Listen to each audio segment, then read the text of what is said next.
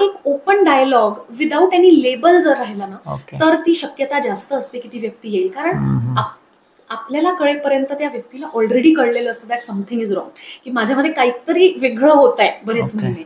So भीती ना सगळ्यांनाच लेबल्सची असते. सो आपण बिना लेबल करता जर काहीतरी बदललंय, मला काळजी वाटते, चलायचं का असं म्हटलं तर चान्सेस आर ग्रेटर ती व्यक्ती येईल. पण डेफिनेटली घेऊन जा किंवा त्यांना सांगा, पण encourage meeting professional.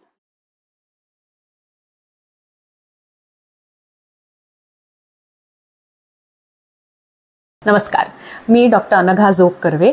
I am a psychiatrist आणि मी माझं शिक्षण गोवा मेडिकल कॉलेज इथून झालं आहे. गेली 5 वर्ष मी इन्स्टिट्यूट फॉर सायकोलॉजिकल हेल्थ म्हणजे IPH पुण्याला ॲज अ कन्सल्टंट सायकायट्रिस्ट म्हणून काम करते. तपस नावाची एक संस्था आहे पुण्यात जी रेझिडेन्शियल केअर होम आहे फॉर एल्डरली विथ डिमेन्शिया किंवा अदर सायकोलॉजिकल प्रॉब्लेम्स. तिथे सुद्धा ॲज अ कन्सल्टंट सायकायट्रिस्ट मी काम करते गेली 5 वर्ष.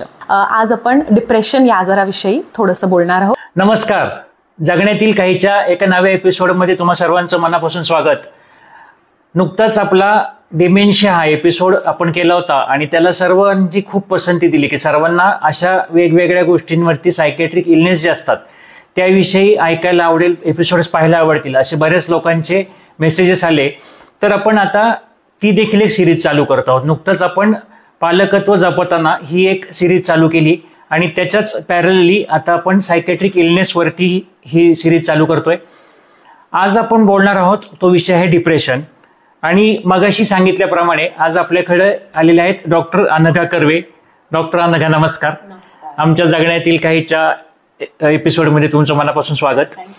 अनघा आणि मी आमची नुकतीच ओळख झाली आणि बऱ्यापैकी कमी वेळामध्ये आमची छान एकमेकांशी शेअर्स झाले आमचे ओपिनियन्स आणि ह्या विषयावर आपण एक एपिसोड करूया असं ठरलं. तर मुख्यतः डिप्रेशन हा विषय फार व्हास्ट आहे, पण आपण जे शक्यतो आम्ही असं करतो की प्रश्न आमचे जे वाचकांचे येतात की त्यावरनं आम्ही त्यातले काही सिलेक्टेड क्वेश्चन्स घेऊन त्यातनं आम्ही प्रश्न विचारत असतो. तर हे खूप बेसलाईन प्रश्न आपण मुद्दाम घेत असतो की सर्वांना जास्तीत जास्त माहिती मिळावी एखाद्या क्लिष्ट वाटू शकणाऱ्या विषयाची.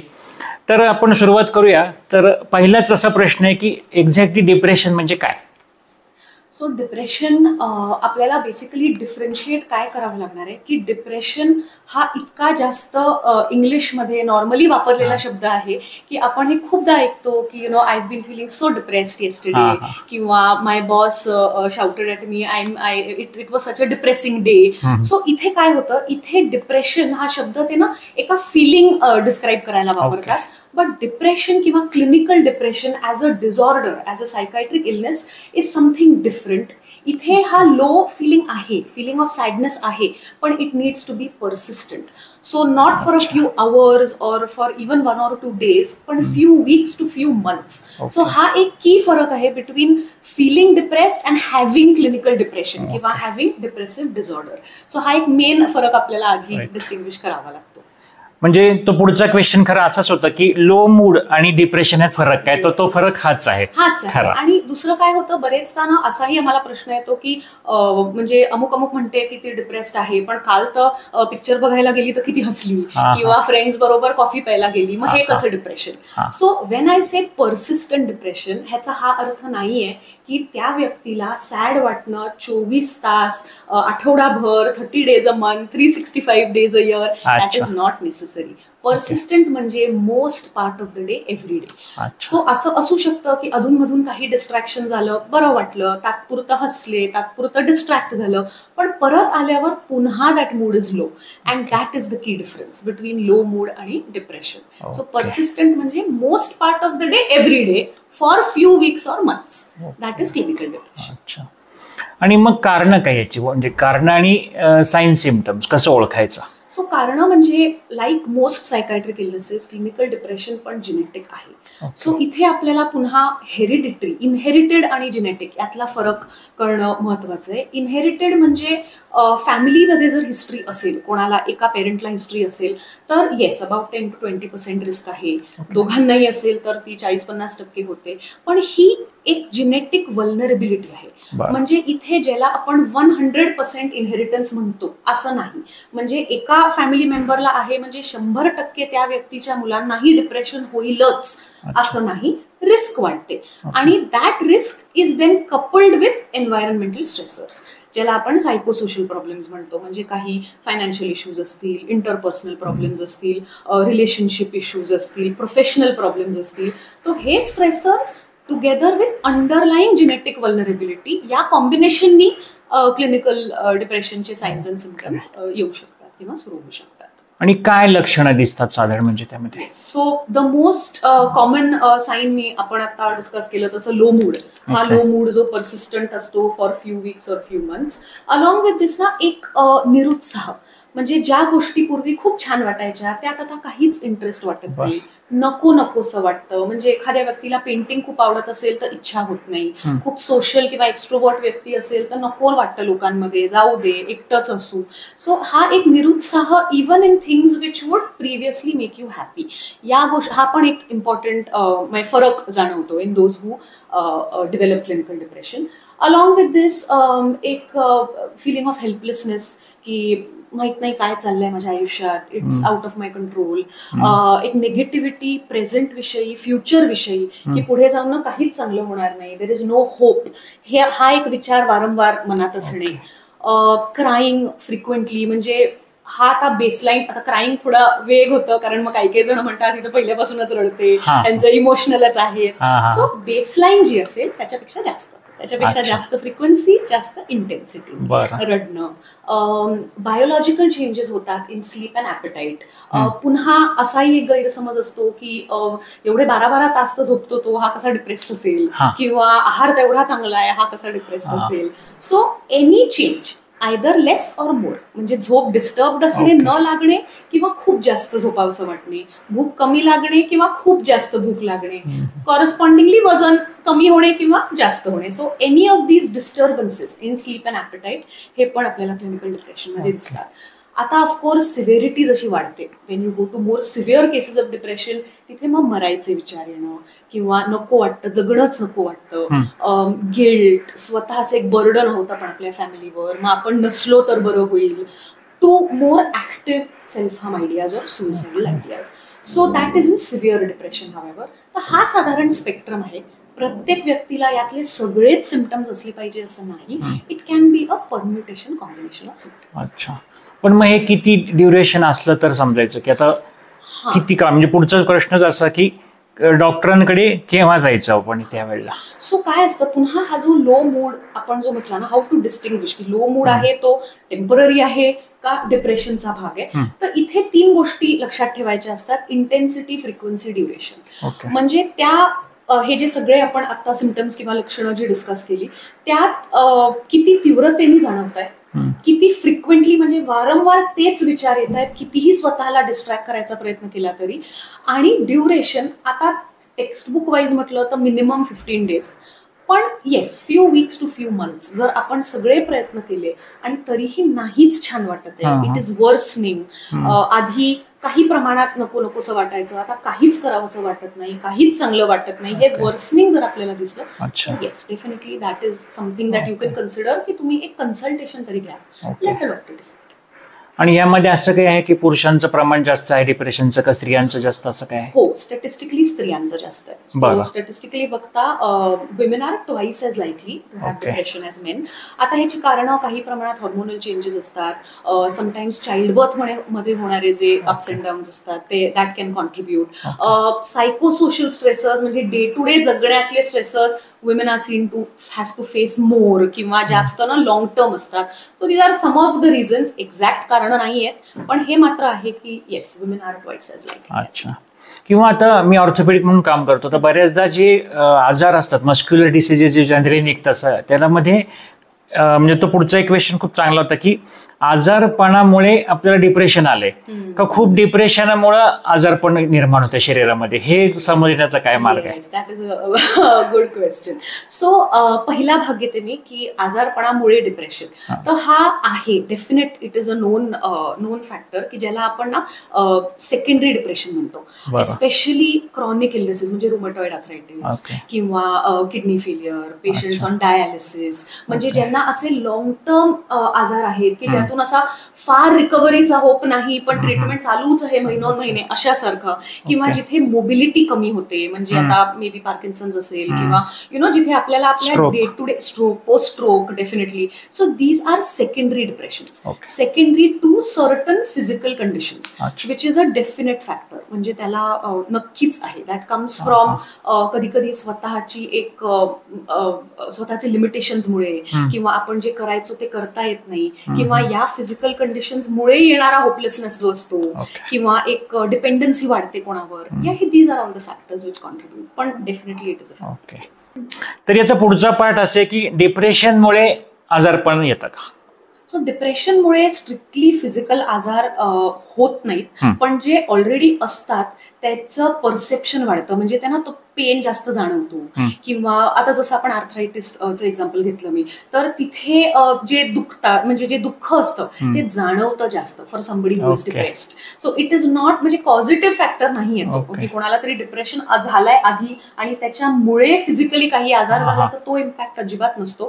होणारा असतो, कोइन्सिडेंटल दोन्ही आजार असतात, पण त्या आजाराची जाणीव जास्त असते त्या व्यक्तीला. किंवा if you compare to people with arthritis, तर एक ज्यांना डिप्रेशन आहे आणि नाहीये, तर ज्यांना डिप्रेशन असेल ना त्यांची पेन कंप्लेंट्स जास्त असतील, त्यांना होणारा त्रास किंवा त्यांचे डॉक्टर व्हिजिट्स, तिथे जाऊन मला सारखा त्रास होतोय, औषधं नाहीच मला बरं वाटत आहे, रिलीफ नाहीच मिळत आहे, हे थोडं जास्त दिसेल तुम्हाला.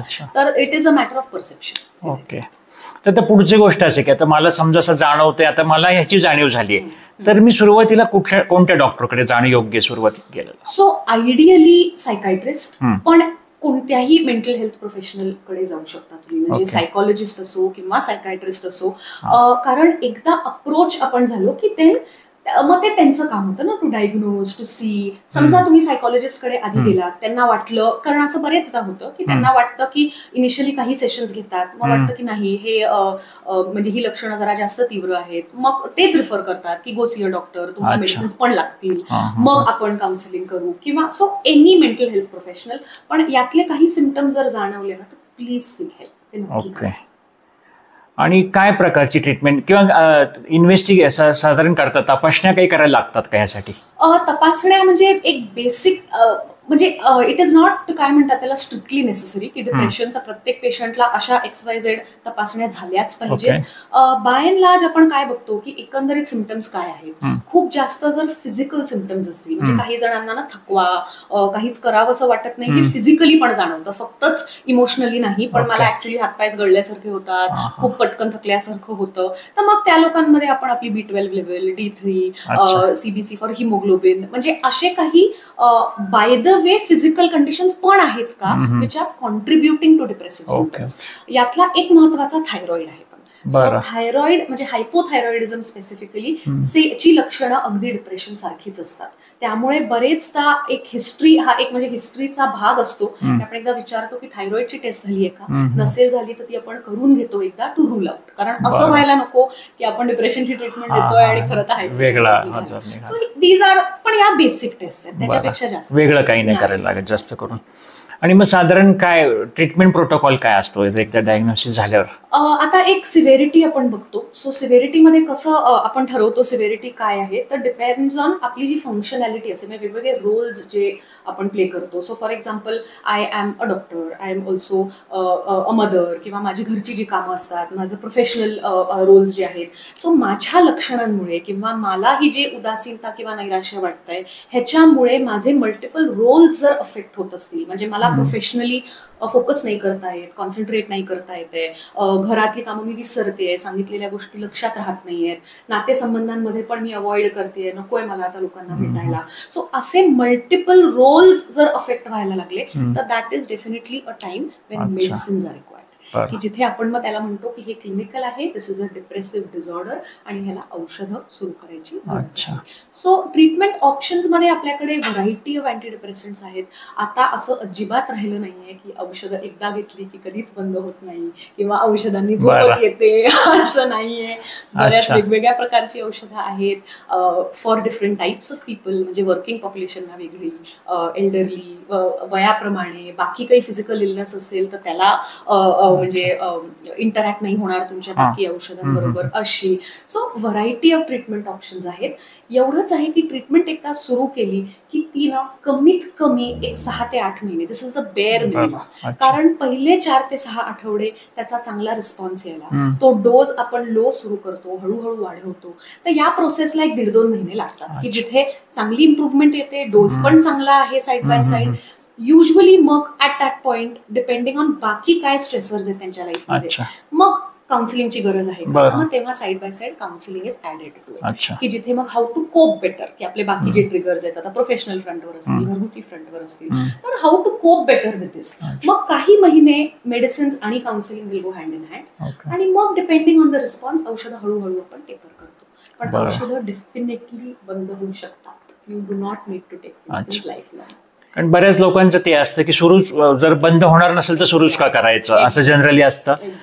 आणि बऱ्याचदा असंही असेल की तुम्ही असंच जर ते सोडून दिलं, म्हणजे मला तर हा जो टॅबू जो वाटतो की कुठल्याही लोकांना सायकेट्रिस्टकडे जायला लागणं, म्हणजे माझ्या प्रॅक्टिसमध्ये मी कित्येकदा पाहिलं की 6 महिने 8 महिने एखाद्याची पाठदुखी असेल किंवा मेनली ट्रॅपेजिस स्पाझम असतात, मान दुखणं वर्षानुवर्ष, की इतर सगळ्या तपासण्यांमध्ये नॉर्मल आलंय, पण त्या लोकांना जर तशा सांगितलं की एकदा सायकेट्रिस्टला भेटून या, तर त्यांना ते आवडत नाही की हे आम्हाला नाहीये दुखणं असं. तर तो एक फार मोठा विषय असतो. पण असंच की आपल्या न्यूनगंडामुळे असेल किंवा लोक काय म्हणतील ह्या भीतीने असेल, अशा कारणांमुळे हे जर दुर्लक्षित राहिलं तर याचे काय दुष्परिणाम होऊ शकतात?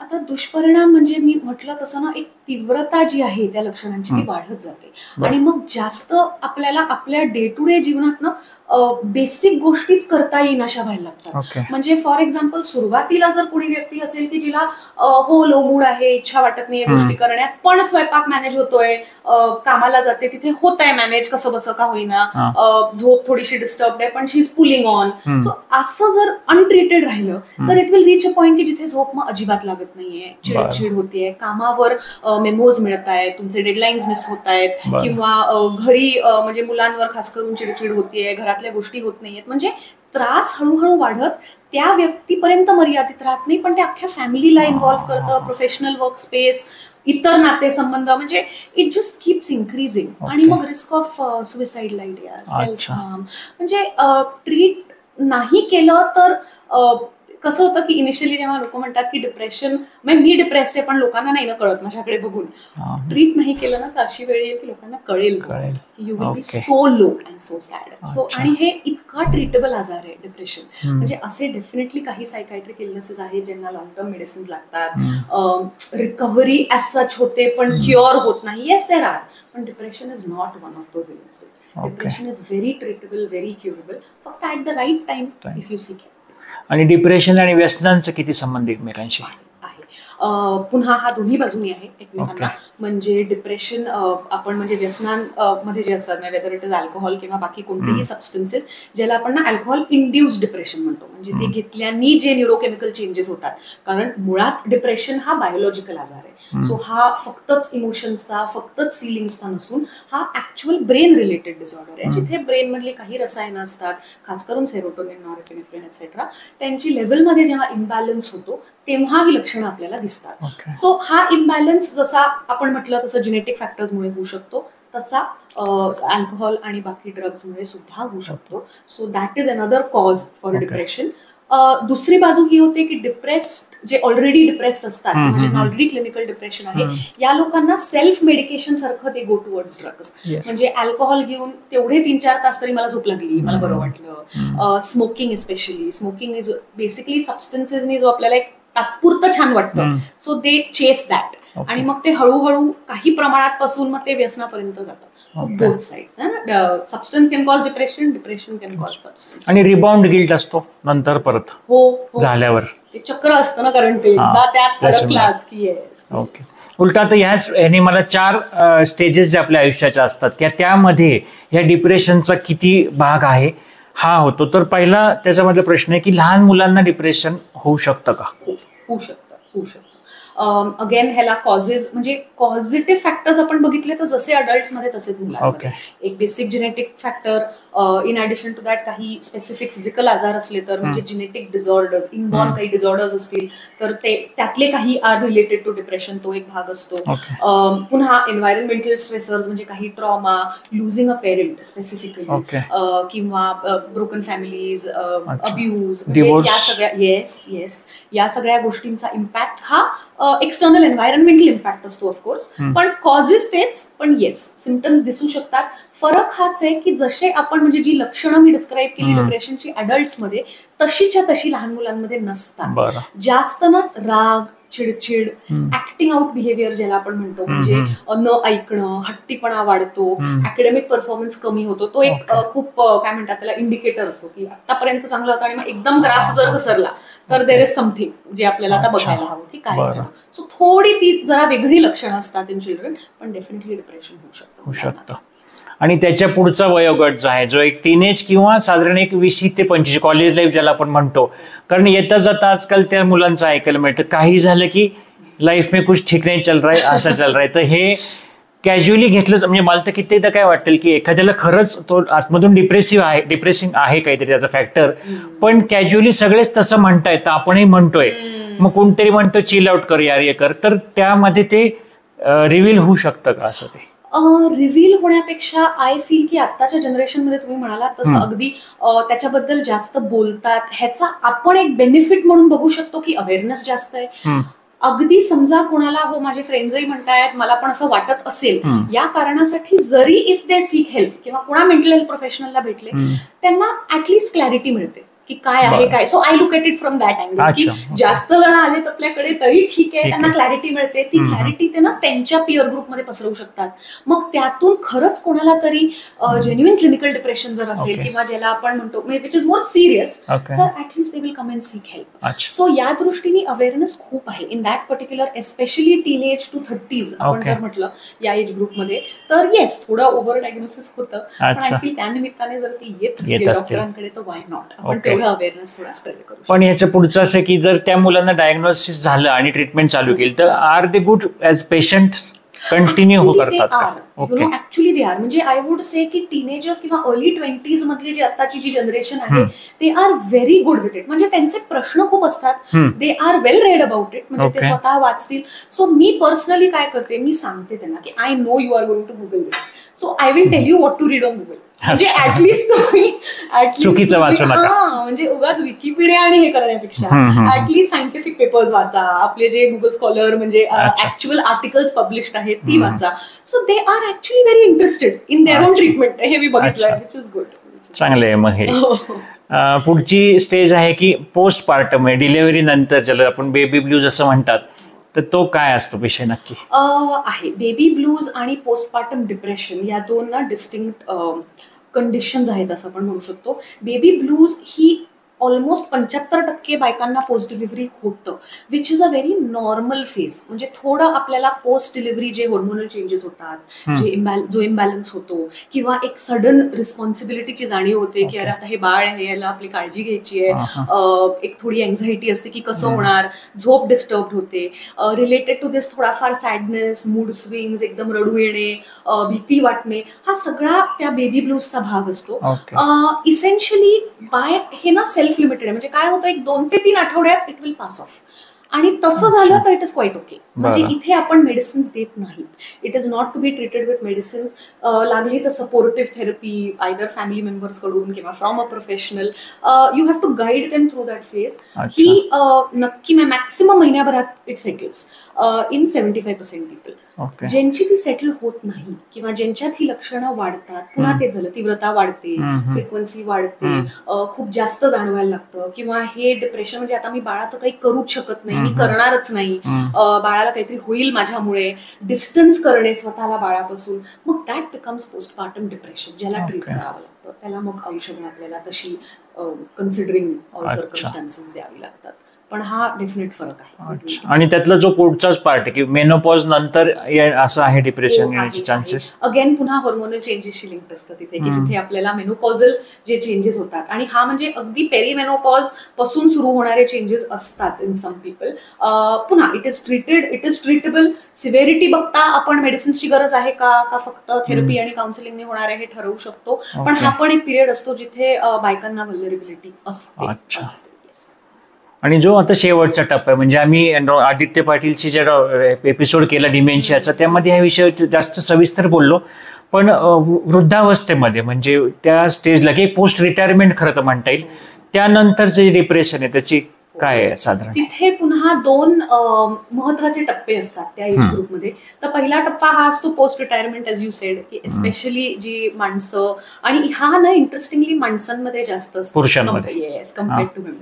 कारण त्यांना तिथे इतकी सवय असते ऑफ बिंग नीडेड, वॉन्टेड, एक ते रुटीन असतं कामात, आणि स्पेसिफिकली ज्यांचं काम हेच त्यांची आयडेंटिटी असते. मग त्या लोकांना पोस्ट रिटायरमेंट जर फार ॲव्हेन्यूज नसतील किंवा फार कुठे काही त्यांनी इतर हॉबीज किंवा सोशल सर्कल असा कल्टिवेट केला नसेल, तर they are at greater risk. म्हणजे थोडे डिप्रेसिव्ह सिम्पटम्स तेव्हा येऊ शकतात. एक व्हॅक्यूम जाणवतो ना एकदम, त्याच्यामुळे होतो. सेकंड इज एम्प्टीनेस सिंड्रोम ज्याला म्हणतात. म्हणजे आता दोघं आहेत, मुलं घरातून जेव्हा निघून जातात, आता शिकायला म्हणा, लग्न म्हणा, बरेचदा परदेशी असतात, इथे आपल्याकडे ते म्हणजे फारच असे खूप फॅमिलीज आहेत आता ना, जिथे कपल इथे आहे आणि मुलं वेगवेगळ्या देशांमध्ये आहेत.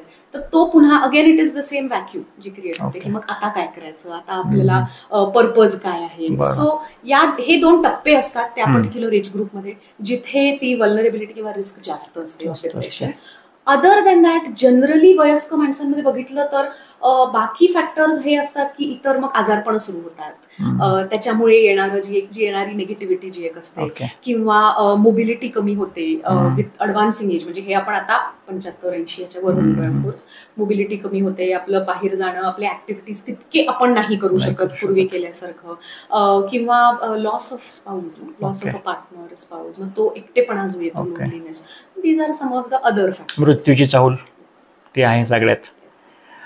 याच्यामध्ये मेडिसिन देऊन तर बरं होत असेल, पण आधी त्याची तयारी मनाची करण्यासाठी काय करता येऊ शकतं का? की हो, म्हणजे बेसिकली सगळ्यात महत्वाचं म्हणजे एक प्रोटेक्टिव्ह गोष्टी जर आपण म्हणू, एस्पेशली आता आपण जर एल्डरली एज ग्रुपला बघतो, प्रोटेक्टिव्ह म्हटलं तर एक चांगला सोशल सर्कल असणे इज व्हेरी इम्पॉर्टंट. म्हणजे काम हे आहेच, काम आहेच, पण कामाला एक फायनाईट आहे ते काम, त्याला एक एंड लिमिट नक्की आहे. So in the mean time एक चांगला सोशल सर्कल असणे. मग असं माझं म्हणणं नाहीये की खूप साऱ्या पार्ट्याच असल्या पाहिजे आणि खूप सारे फ्रेंड्स असले पाहिजेत.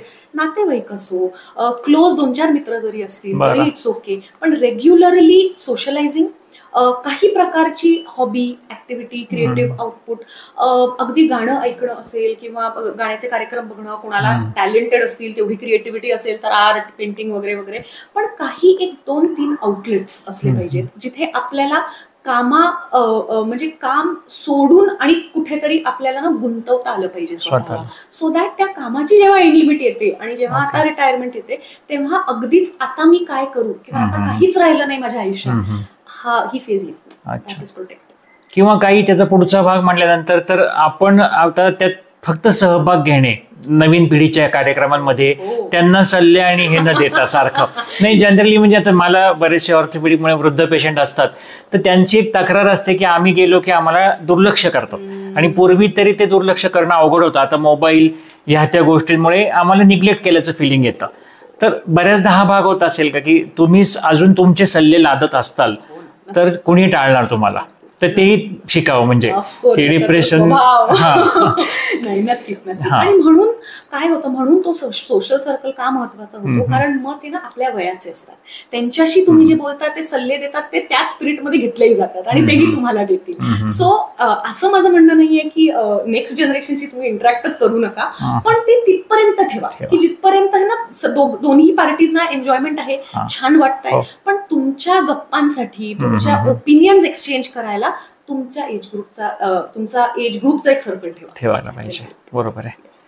कारण बऱ्याचदा मुलांच्या मनात तसं नसतं टाळण्याचं, पण त्यांना कितीदा सबकॉन्शियसली ती भीती असते की हे काहीतरी माझ्या करिअर विषयी विचारतील. आणि सध्या तर करिअरचे खूप जास्त ऑप्शन्स आहेत. म्हणजे आमच्या जनरेशनपर्यंत एक ठराविक कोर्सेस लोक करायचे, तर आत्ता जे कोर्सेसला मुलं असतात ते त्या जनरेशनच्या लोकांना माहितीच नसतात, तर ते तिथूनच चालू करतात की ह्यातून तुझं काय होणार आहे का, तुला काय पॅकेज मिळणार आहे का, मग हे कशाला करायला गेला. तर ती मुलं आधीच ती दरवाजे बंद करून घेतात बऱ्याचदा. असंही होतं. किती असतात, फ्रॉम बोलणं, भाषा, कपडे, म्हणजे लाईफस्टाईल एकंदरीत, टॅटू, पिअर्सिंग. आजकाल काय होतंय, दर 5-5 वर्षांनी जनरेशन बदलते, त्यामुळे आजी आजोबा आणि नातवंड ह्यांच्यामध्ये एक 4-5 पिढ्या गेलेल्या असतात असं म्हणू शकतो आपण. सो तो डिस्कनेक्ट वाढलाय. मग आता ज्या लोकांना तो डिस्कनेक्ट ओव्हरकम करता येतो किंवा दुर्लक्ष करता येतं की हे ना तुमचे लाईफस्टाईल चॉईसेस आहेत, मी त्याच्यावर कमेंट करणार नाही, आपण आपल्यामधलं जे कॉमन आहे ते ठेवू आणि let us not discuss the rest. मग त्यांचं मला वाटतं ते सेकंड इनिंग्स ऑफ लाईफ जरा जास्त छान जाते. जास्त खरे. तर गप्पा आपल्या खरं ह्या छान चाललाय. विषय थोडा गंभीर आहे, पण तो आपण जर नीट पद्धतीने तो हँडल केला, त्याची माहिती करून घेतली, तर बरेचसे आम्ही आता एपिसोड करतोय त्यात बरेचसे असे आजार आहेत, पण त्याविषयी छान माहिती मिळाली तर प्रेक्षकांच्या पण आमच्याशी रिप्लाय येतात की आम्हाला आता त्या आजाराची भीती गेली आणि उलट ह्या विषयावर चर्चा झाली, आम्हाला जास्त छान वाटलं. तर उलट मला आता आपण शेवटाकडे ह्याच्या येतोय, तर आता मला डिप्रेशन असं हा वेगळा विषय, पण माझा एखादा मित्र आहे की मला जाणवतोय की त्याच्या वागण्यात फरक पडतोय, बदल पडतोय, तर मी काय भूमिका घेतली पाहिजे तेव्हा? ह्याच्यात 2 गोष्टी करता येतात. म्हणजे त्या मित्राशी आपण असं अज्युम करू की तुमचा अगदी क्लोज मित्र आहे आणि त्यांना जर तुम्ही तितक्या मोकळेपणाने सांगू शकलात की मला ना असं जाणवतंय की तुझ्या वागण्यामध्ये गेले 3-4 महिने हा थोडा फरक जाणवतोय, पूर्वी तू खूप यायचा सगळीकडे, पार्टिसिपेट करायचा, एकदम लीडर होतास, आता तू खूप बॅकग्राऊंड मध्ये फेड झालायस किंवा मला उदास वाटतोस, तुझं कुठेतरी आपण एकत्र काम करतो तर तुझं परफॉर्मन्स मला दिसतंय डिप होत आहे, या काही गोष्टी मला आढळल्या आहेत, तर तू चलशील का माझ्या बरोबर? So one has to be open. म्हणजे कसं की त्यांना हा चॉईस देऊ शकतो की तुला कुठे जायचंय का, मी तुला माहिती देतो, मी हवा असेल यायला बरोबर मी येतो.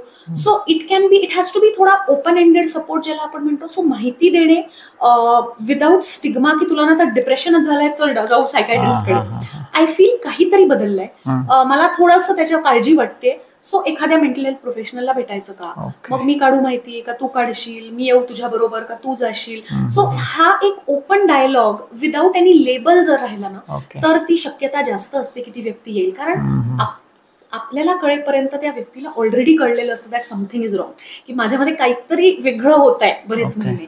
सो भीती ना सगळ्यांनाच लेबल्सची असते. सो आपण बिना लेबल करता जर काहीतरी बदललंय, मला काळजी वाटते, चलायचं का असं म्हटलं तर चान्सेस आर ग्रेटर की ती व्यक्ती येईल. पण डेफिनेटली घेऊन जा किंवा त्यांना सांगा, पण एनकरेज मीटिंग प्रोफेशनल. डिप्रेशनचे मला तर असं वाटतं की मजेत म्हणताना लोक फार एन्जॉय करतात तो शब्द की मला फार डिप्रेया बसलाय, हे मजेत म्हणतात, पण जेव्हा ते डायग्नोसिस होतं तेव्हा फार सिरियसली घेतला जातो तो विषय. मग तेच होतं. या असे काही जे आपले डायग्नोसिस आहेत, अँझायटी, डिप्रेशन, हे नॅचरल इंग्लिश शब्दांमधले फिलिंग्स आहेत ना, त्यामुळे खूप कन्फ्यूज होतात. तर अँझायटी या विषयावर आपण एकदा बोलणारच होते आता ह्याच्या अनुषंगाने जो विषय निघाला म्हणून. तर आजच्या आपल्या ह्या गप्पा खूप चांगल्या झाल्या, त्यातनं बऱ्याच गोष्टी क्लिअर झाल्या. या व्यतिरिक्त आपल्याला या एपिसोड नंतर काहीही शंका असतील, आणखी काही प्रश्न असतील, आणखी ह्याविषयी काही माहिती हवी असेल तर तुम्ही कमेंट सेक्शनमध्ये नक्की कळवा. आपण यांचा डॉक्टर अनघा यांचा नंबर इथे देत आहोत, त्यांचं ईमेल ID देत आहोत, तर तुम्ही त्याच्यावरही त्यांना प्रश्न विचारू शकता. आणि अशाच एका पुढच्या एपिसोडमध्ये आपण आणखी एका नवीन प्रश्नाबरोबर घेऊन आपण इथे येत आहोत. तर आज अनघा तू इथे आलीस आणि आज इथे पावसाचं सर्व वातावरण असल्यामुळे आज आम्ही मुद्दाम आमच्या घरी बसलोय, घरी हा सेटअप मुद्दाम आज पहिल्यांदा केलाय. तर छान वाटलं. आणि आजच्या एपिसोडच्या दिवशी सुदैवाने यूट्यूब चॅनल मी चालू केलं होतं, त्याला आज बरोबर 1 वर्ष झालं. त्यामुळे आपण तोही आज आनंद साजरा करू ह्याच्यानंतर. तर आमच्या जगण्यातील काहीच्या वतीने खूप आभार. थँक्यू. थँक्यू.